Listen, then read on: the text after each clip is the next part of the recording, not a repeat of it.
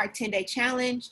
I'm super duper excited about this because Google has so many fantastic things to offer our educators and students and parents. And there are a lot of hidden gems in there that I didn't know about until I started doing more research. So I'm very excited to be able to share this information with all of you. If you have not signed up for the challenge, go ahead and click the link in the description of this post or in the description below the video so that you can opt in to receive our emails. The way it's going to work is you'll receive an email every day that talks about whatever part of G Suite that we're focusing on for the day, as well as a couple of tasks for you to complete, because we all know as educators, you learn best by doing. And so we definitely want to be able to apply the things that we are talking about. So back to day one. Day one is all about G Suite and all the amazing apps that are within the G Suite. The fantastic thing is that it's 100% free for schools. So if budgeting is a concern for your school, this is a great solution. And it's also accessible on many platforms, laptops, Chromebooks, of course, smartphones, tablets, even Xboxes and PlayStations. And then if you have a smart TV or Chromecast, you can also, students and families can also access it there. So there really is no excuse. This is a one-stop shop for all your needs. So over the next 10 days, we're going to focus on the Docs, slide sheets, the Drive, Gmail, Google Meet, Classroom, Forms, and Google Calendar. And then there are also a couple of bonus things that I want to share with you that I found super duper helpful to help me stay organized, okay? So that is day one. Day two of the challenge is going to be all about Google Chrome and the fantastic extensions that many of us have never taken advantage of. So if you do not have the Chrome browser downloaded, that is the first thing that you need to do is download and install it, and be prepared to follow along on day two as I share with you some of the fun and fantastic extensions available in Chrome. Day three is going to be all about Gmail. And we know if you're like me, your Gmail box probably looks like this, if not worse, full of clutter and just all kinds of emails, no type of organization whatsoever.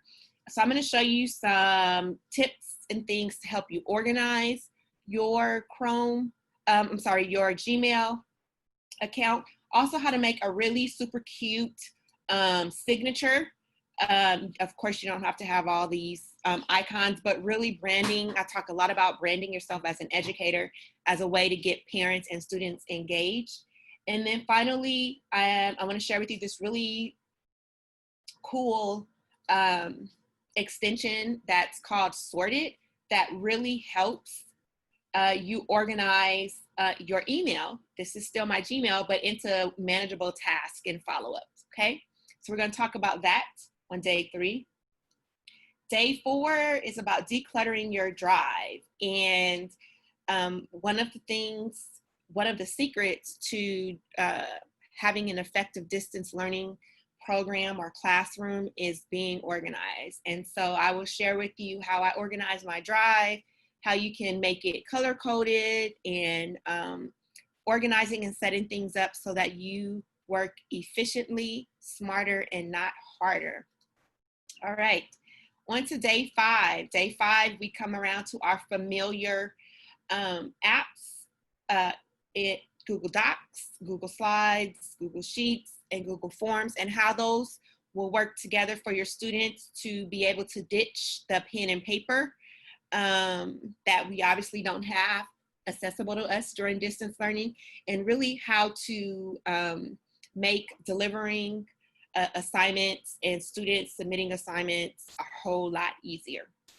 Okay, day six is all about your organized calendar. How do we manage our time in distance learning? And obviously, if you have children of your own, or even if you're a school administrator or out of classroom staff member, you're going to have to manage a lot of um, appointments, meetings, assignments, schedules. And so there are some amazing tips and tricks that you can do with calendar to help you stay on task and to be able to utilize your time efficiently. If you are overseeing or monitoring your own children's classes and schedules and assignments and things, how can you separate the two but still stay on top of things? So we'll talk about that in day 6. Day 7 is all about YouTube and setting up your YouTube channel, because you're going to be delivering live instruction, and you want to definitely make recordings of those sessions. How do you organize them? How do you share them with your students?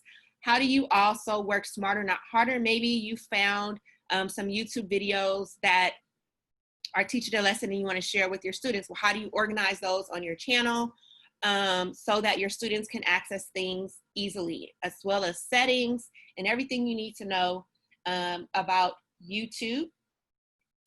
Also, how do you brand your videos? How do you share videos? So on and so forth, okay? So that is going to happen on day 7. Day 8 is the power of Google Meet. So right now, I am actually sharing this broadcast on Zoom. However, Google has created the ability, and also it provides security and protection for our students through their own platform known as Google Meet. Most of us are more familiar with Google Hangouts, but the plan is for Google to phase Hangouts out of their platform in a short while. And so they're throwing in all the bells and whistles with Google Meet. So we're going to take a look at that, as well as some helpful extensions to allow you to use that. Day 9, how do we put this all together in our Google Classroom? That's where the magic happens. And so hopefully you have joined our G Suite for Education 10-Day Challenge Google Classroom. If you have not joined it yet, make sure you go ahead and use this class code to become a part of this, because here, number one, you will forever have access to this classroom, and we'll be able to collaborate as well as share and post resources all in one central location. And it also allows me to model some things that maybe you want to implement inside your personal Google Classroom. So make sure you take the time and join our Google Classroom. If you are unfamiliar with Google Classroom, no problem. We will walk you through those steps as to how do you do that. But in the meantime, the first thing you'll need to do is to set up a Google account. All right.